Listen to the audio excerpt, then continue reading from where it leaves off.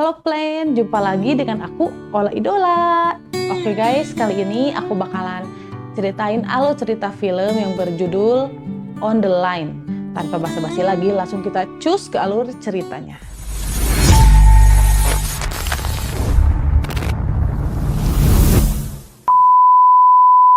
Pria ini dikenal sebagai Sojun. Awalnya dia adalah seorang detektif yang berbakat, namun kini dia beralih profesi menjadi seorang mandor proyek. Dia memiliki seorang istri yang bernama Myon.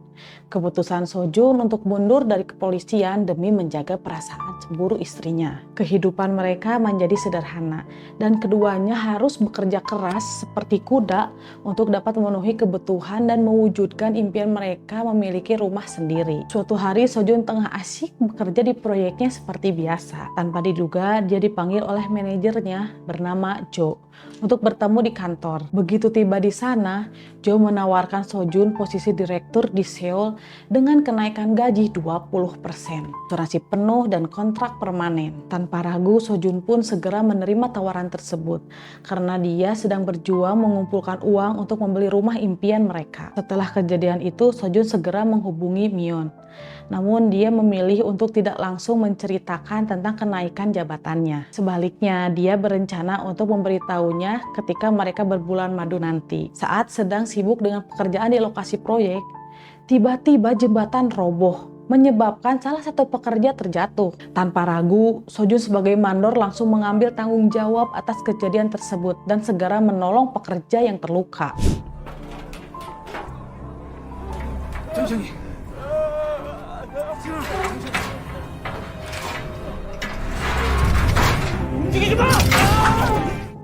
Di tempat lain, Myon menerima telepon yang tak terduga dari teman lama Sojun, namanya Kim Hyun-so, seorang pengacara. Hyun-so memberitahu Myon bahwa salah satu pekerja Sojun mengalami kecelakaan serius di tempat kerja, menyebabkan Sojun terlibat dalam masalah hukum yang serius. Namun hal ini dapat diatasi kalau Myon mau mentransfer uang damai ke rekening miliknya senilai 875 juta saat ini. Gede juga ya. Terkejut dan panik, Myon merasa seperti disambar petir. Namun tanpa ragu, dia langsung mengirimkan seluruh tabungannya yang untuk membeli rumah itu, berharap bisa mencegah Sojun untuk tidak masuk penjara. Sementara itu, Sojun baru saja berhasil menyelamatkan seorang pekerja dari kecelakaan di proyek. Sojun yang melihat banyak panggilan tak terjawab dari Myon, segera menelepon kembali. Myon langsung menanyakan keadaannya dan mengenai temannya Sojun, Kim Hyun-so. Tapi ketika Sojun menjelaskan bahwa dia baik-baik saja dan tidak punya teman yang bernama Kim Hyun-so, Myon tersadar bahwa dia baru saja ditipu. Dalam keadaan panik, Myon segera melaporkan kejadian itu langsung ke bank. 무슨 일이시죠? 신분증 먼저 주시겠어요? 제가 계좌 조회 좀 하려고 하는데요. Sementara itu, para penipu dengan cepat menarik uang secara tunai.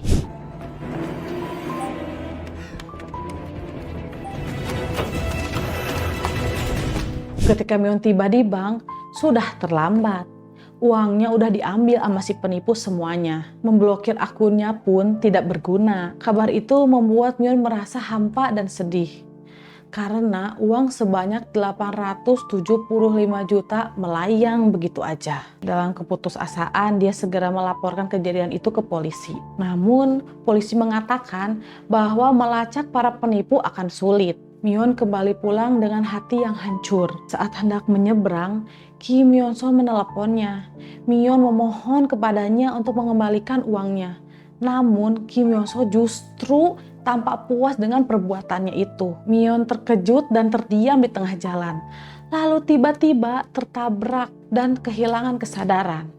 Dia segera dilarikan ke rumah sakit, di mana Sojun menemaninya dengan penuh perhatian. Saat menunggu di samping tempat tidur Myon, Sojun menerima telepon dari Jo yang meminta maaf atas kesalahan yang telah dilakukannya. Merasa ada yang nggak beres, Sojun memutuskan untuk pergi ke kantor untuk bertemu dengan Jo. Namun ketika tiba di kantor, dia menemukan Jo telah meninggal dunia Dan pada malam itu juga Jo dimakamkan. Terlihat banyak pekerja yang marah kepadanya. Tak lama kemudian, seorang pekerja datang dan mengamuk, meminta uang yang seharusnya dia terima. Dia mengatakan bahwa uang itu sangat penting untuk operasi anaknya.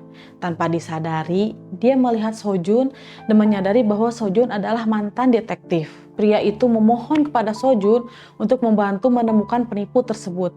Namun Sojun hanya terdiam. Sojun bertanya pada salah satu karyawan yang hadir bersama bosnya saat itu. Karyawan tersebut menceritakan bahwa Jo telah ditelepon oleh pihak asuransi yang menawarkan asuransi murah bagi para pekerjanya. Jo tergoda dengan tawaran tersebut dan memberikan semua data pekerjanya. Mengingat saat itu mereka tidak mendapatkan sinyal di lokasi proyek. Sojun kemudian mencoba melihat rekaman CCTV. Tiba-tiba dia menemukan seorang pria yang tidak dikenal melakukan sesuatu yang mencurigakan di lokasi kejadian ketika rekannya hampir terjatuh. Dengan hanya memiliki petunjuk berupa tato, Sojun pun memutuskan untuk mencari tahu identitas dari pembuat tato. Beberapa tokoh mengatakan tidak mengetahui pemilik tato tersebut. Sampai akhirnya seseorang mengaku bahwa tato itu buatannya dan memberitahu bahwa pria itu bernama Mino. Dia memiliki bisnis travel untuk orang asing di daerah Kwan Gerin. Sementara itu, Mino sedang mengumpulkan para pekerja asing yang bekerja dengannya, bersiap untuk pergi ke tempat pertemuan rahasia mereka. Tanpa sepengetahuan mereka, Sojun diam-diam mengikuti mobil mereka dalam perjalanan. Namun tiba-tiba Sojun mengubah arah dan dengan tegas menabrak mobil tersebut. Situasi ini memberikan kesempatan bagi para imigran untuk melarikan diri.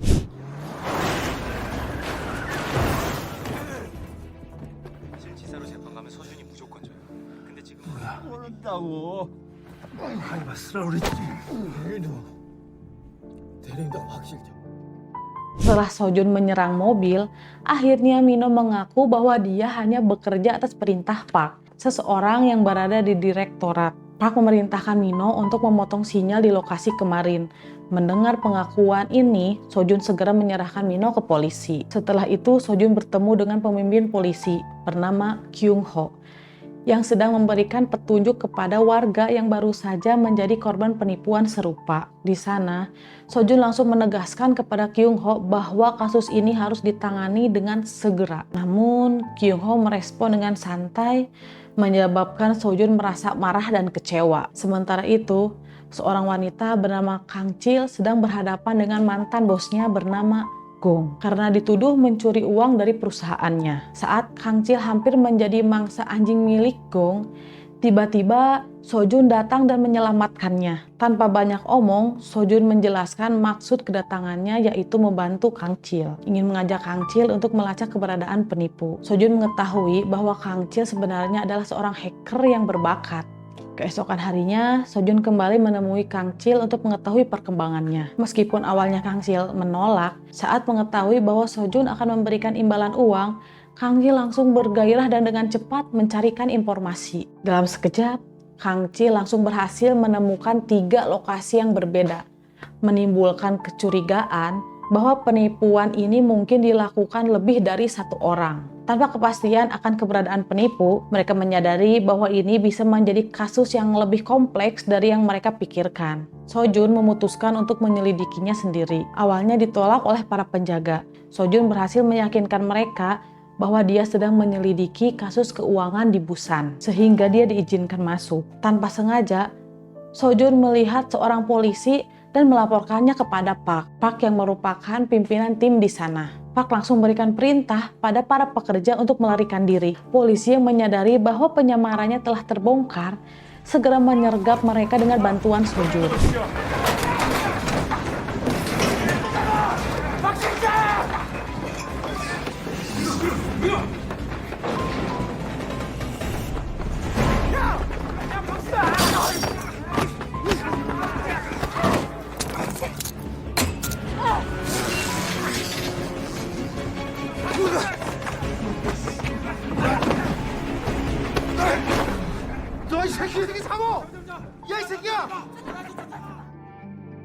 Berkat aksi cepat Sojun, Park berhasil selamat dari bahaya. Park menawarkan tumpangan kepada Sojun dan Sojun pun menerima. Di dalam mobil, Park ingin tahu tujuan Sojun datang ke kantornya. Sojun menjelaskan bahwa dia ingin bekerja sama dengan Park, tetapi di cabang yang berada di Tiongkok. Park menyetujuinya dan menyarankan Sojun untuk pergi ke Seng untuk bertemu dengan rekannya bernama Chun. Tak lama setelah itu, Sojun langsung turun dari mobil Park dan segera melaporkan nomor plat mobil tersebut ke kantor polisi. Keesokan harinya, Sojun bersiap-siap untuk pergi ke bandara dengan diantar oleh Kang Chil. Kang Chil memberikan berkas tentang identitas baru Sojun yang sekarang menggunakan nama menjadi Kang Min Ho dan memiliki profesi sebagai penjual narkoboy. Sebelum berpisah, Kang Chil meminta Sojun untuk memberitahu jika terjadi sesuatu, dan setelah itu Sojun pergi meninggalkannya. Kyung Ho mendapat kabar bahwa Sojun tertangkap membantu Park melarikan diri. Tetapi tidak lama kemudian dia melaporkan mobil Park ke kantor polisi. Mendengar kabar tersebut, Kyung Ho mulai merasa curiga bahwa Sojun mungkin sedang merencanakan sesuatu. Dengan cepat, Kyung Ho memerintahkan bawahannya untuk mencari keberadaan Sojun. Beberapa jam kemudian, Sojun tiba di kota Sangyang. Tanpa membuang waktu, dia langsung mencari keberadaan Cheon. Seseorang memberitahu Sojun untuk menunggu di sebuah penginapan. Saat malam tiba dan saat Sojun tertidur lelap, tiba-tiba dia diserang oleh anak buah Cheon dan ditanyai tentang maksud kedatangannya. Sojun dengan cepat menjelaskan bahwa dia ingin bekerja sama dengan Cheon. Setelah mengetahui identitas Sojun, anak buah Cheon segera memintanya untuk memberikan penjelasan lebih lanjut. Awalnya Sojun hampir terkecoh. 아니라 145 043692. 네, 맞습니다. Namun akhirnya dia berhasil memberikan penjelasan yang memuaskan. Setelah itu, Sojun dibawa ke tempat persembunyian mereka. Sesampainya di sana, Sojun langsung diminta untuk mulai bekerja. Namun alih-alih memulai pekerjaan, dia malah memutuskan kabel telepon dan berpura-pura bahwa kabel tersebut putus dengan sendirinya. Chun yang mengetahui kejadian tersebut turun langsung untuk menghadap Sojun dan memberikan ancaman. Saat istirahat, seorang pekerja dipuji oleh atasannya karena kinerjanya yang luar biasa bisa menghasilkan uang sebesar 3,75 miliar dalam waktu 6 bulan. Mendengar hal itu, Sojun langsung penasaran tentang sumber gaji besar yang diperoleh mereka. Namun mereka tidak pernah mengetahuinya karena informasi tersebut hanya dapat diakses di lantai 4 yang hanya bisa diakses oleh Cheon. Setelahnya mereka kembali bekerja bersama. Sojun mendorong mereka untuk bekerja lebih keras agar dapat menghasilkan lebih banyak uang. Dia juga menjelaskan bahwa nantinya dia bisa bersantai jika berhasil menjadi bagian dari tim yang dipimpin oleh ketua pengembang naskah bernama Kwon. Tidak lama kemudian, Wak turun sambil menelepon korbannya. Dia memperkenalkan dirinya sebagai Kim Hyun So. Mendengar hal itu, Sojun langsung terbakar emosi karena akhirnya dia berhasil menemukan orang yang telah menipu Myeon istrinya dan menyebabkan dia koma. Setelah menelepon, Wak terlihat sangat emosional pada salah satu pekerjanya bernama Namki yang ternyata telah mencuri uang dari perusahaan. Ketika Wak hendak menyelesaikan masalah itu, tiba-tiba John datang dan mengambil alih lalu memukuli Namki dengan seonggok besi. Setelah selesai bekerja, Sojun bertanya kepada rekan-rekannya tentang Kwak dengan lebih detail. Mereka menjelaskan bahwa Kwak adalah kepala pengembangan yang menghasilkan uang sebesar 1,1 triliun setiap tahunnya. Dulunya dia adalah seorang manajer di sebuah perusahaan, tetapi kehidupannya hancur karena perlakuan buruk. Sekarang dia bangkit kembali, tetapi sebagai seorang penipu yang sangat cerdik. Di tempat lain, polisi yang penasaran dengan keberadaan Sojun akhirnya bertanya kepada Park, tetapi Park menolak memberikan jawaban. Akhirnya, polisi melacak keberadaan Sojun menggunakan komputer kantor. Tidak lama kemudian, mereka mendapatkan informasi bahwa Sojun berada di Sanyang. Tetapi sayangnya, posisinya tidak bisa terdeteksi secara pasti karena koneksi komputer yang tidak stabil. John segera menyadari bahwa komputer Park sedang diretas. Dia memerintahkan para pekerjanya untuk menghentikan aktivitas selama 30 menit agar tempat persembunyian mereka tidak terlacak. Situasi ini memberikan kesempatan kepada Sojun untuk memperhatikan Kwak yang sibuk bekerja bersama timnya. Tiba-tiba Sojun masuk ke dalam ruangan dengan penuh emosi. Dia telah memantau seseorang yang diam-diam mencuri uang perusahaan dan berpura-pura tidak mengetahui korupsi yang terjadi di tempat kerjanya. Dengan harapan menarik perhatian Kwak, akhirnya ini berhasil membuat Kwak tertarik kepadanya, sehingga Sojun dipindahkan ke tim pengembangan dengan cepat. Saat berada di sana, seorang pekerja bernama Yong tiba-tiba terjatuh saat bekerja. Sojun dengan sigap membantu merapikan barang-barangnya sambil memberikan bantuan.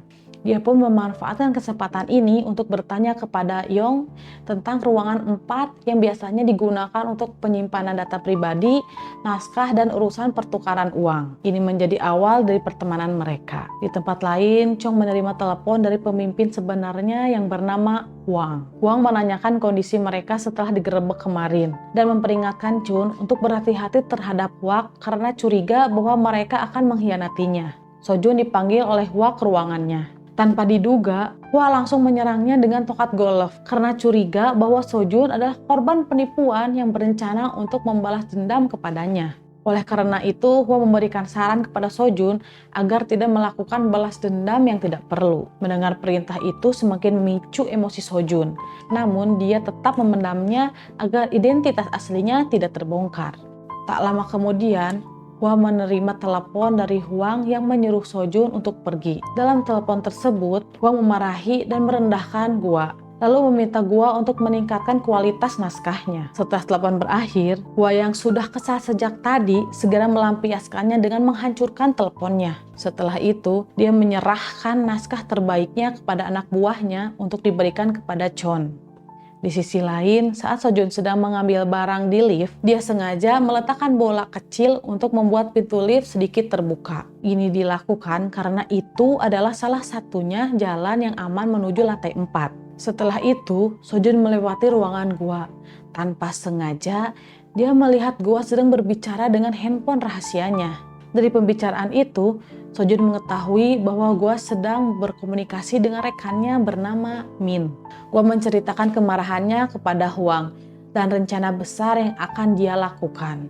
Setelah menyelesaikan panggilan, Gua segera menyimpan handphone itu ke dalam tas tongkat golfnya. Sojun penasaran dengan rencana Gua, sehingga dia memutuskan untuk melanjutkan aksinya menuju lantai 4. Di ruangan Chon, Sojun mencoba membuka laptop miliknya. Namun, Sojun tidak mengetahui passwordnya. Tiba-tiba, Chon datang dan Sojun terpaksa bersembunyi. Chon membuka laptopnya, tetapi kemudian mendapatkan telepon dari Huang. Hal ini membuatnya meninggalkan ruangan sejenak. Dan Sojun langsung memanfaatkan kesempatan ini. Tanpa buang waktu, Sojun langsung membuka isi naskah dan setelah mengetahui isinya, dia segera mengirimkan email bantuan kepada Kang Chil. Di tempat lain, Kang Chil terlihat sedang berlari-larian karena dikejar oleh Gong yang ingin menagih hutangnya. Namun Kang Chil terselamatkan setelah menerima email dari Sojun. Dia segera memberitahu bosnya bahwa dia akan segera membayar hutangnya. Beberapa menit kemudian, ketika semua orang termasuk John menyadari bahwa Sojun telah menghilang, John segera menyuruh untuk mengunci semua pintu dan mulai mencarinya. Sementara itu, Sojun menyadari bahwa dia sedang diburu.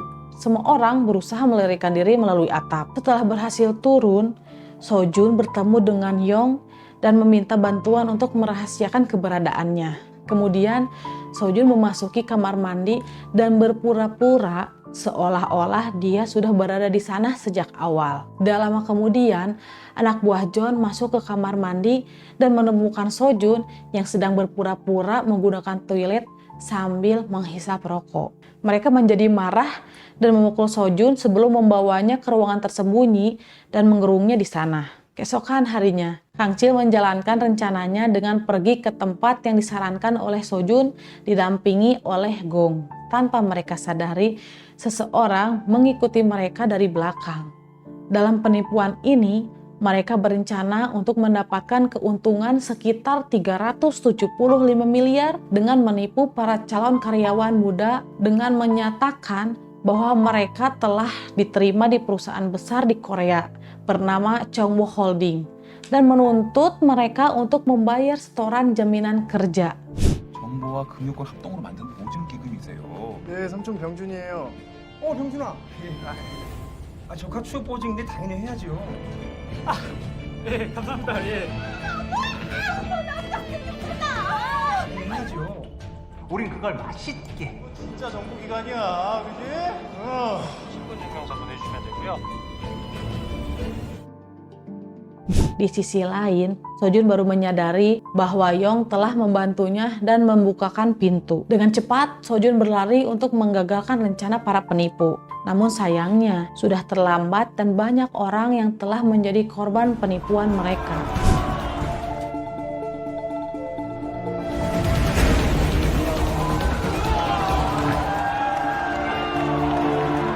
적중률 80%.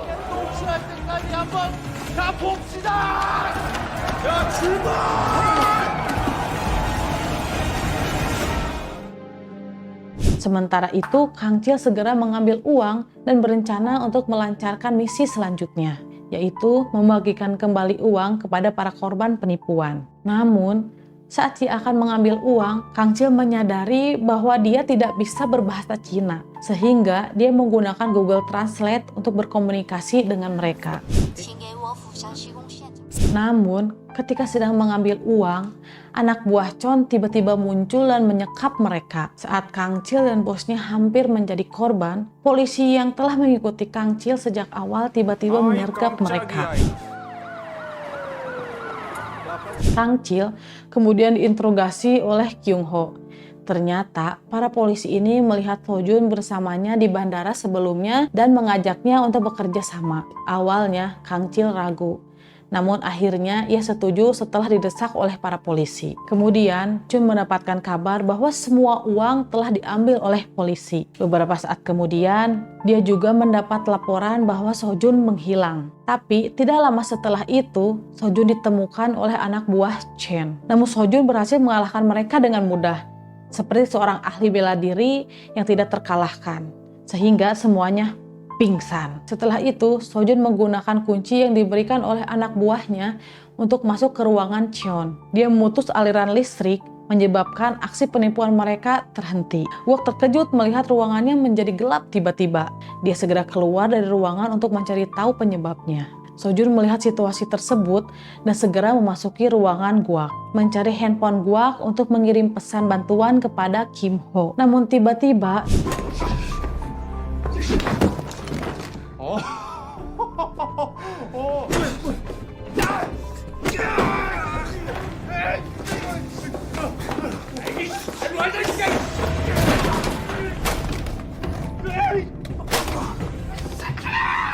Chon datang dan mulai menghajar Guak setelah mengetahui bahwa Guak telah mengkhianati Huang dengan bersekongkol dengan Min. Saat Chon sedang menghajar Guak, anak buah Guak datang dan mulai menyerang Chon sebagai balasan. Pertarungan pun terjadi dan akhirnya Guak berhasil menghabisi Chon hingga tewas. Sementara itu, Guak segera memerintahkan semua orang untuk mencari keberadaan Sojun setelah mengungkapkan bahwa Sojun adalah seorang mantan detektif dengan identitas asli. Sojun yang baru saja berhasil melarikan diri tiba-tiba bertemu dengan Yong.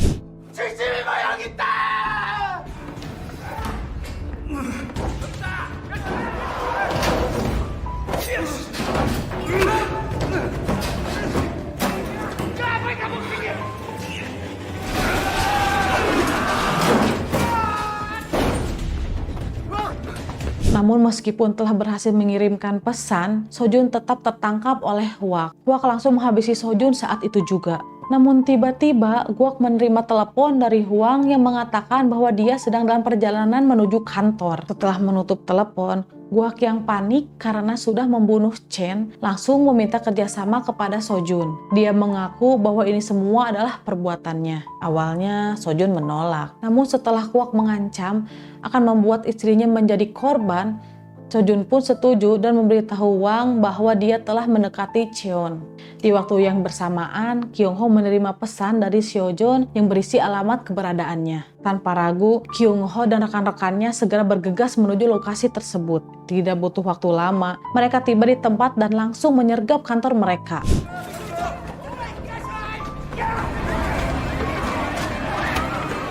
Sementara itu, ketika Gwak sedang menghabisi Sojun, tiba-tiba dia mendengar bahwa polisi telah mengepung kantornya. Mengetahui hal tersebut, Gwak berusaha kabur, namun Sojun datang dan menahannya. Ini memicu pertarungan sengit antara keduanya.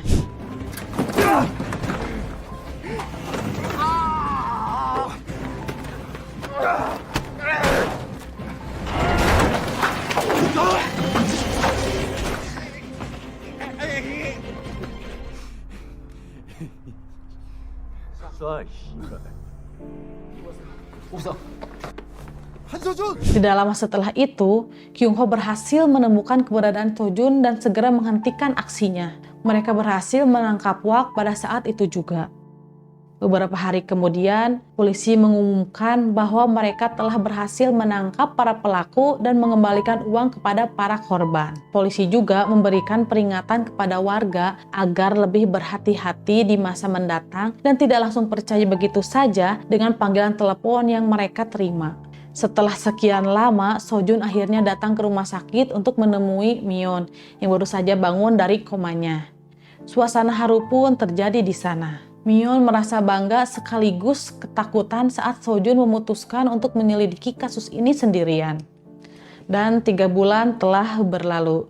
Sojun berhasil mendapatkan kembali statusnya sebagai detektif setelah aksi heroik yang dilakukannya kemarin. Sementara itu, Wang yang berhasil kabur ke Filipina berencana melakukan penipuan yang baru dengan bantuan anak buah barunya, yaitu Yong. Dan film pun selesai. Oke guys, terima kasih yang udah selalu nonton di channel aku. Jangan lupa jaga kesehatan kalian karena ini adalah bulan Ramadan. Dan jangan lupa sahur. Ulah kasihangan wae sahur teh ya guys. Oke, dadah, sampai jumpa.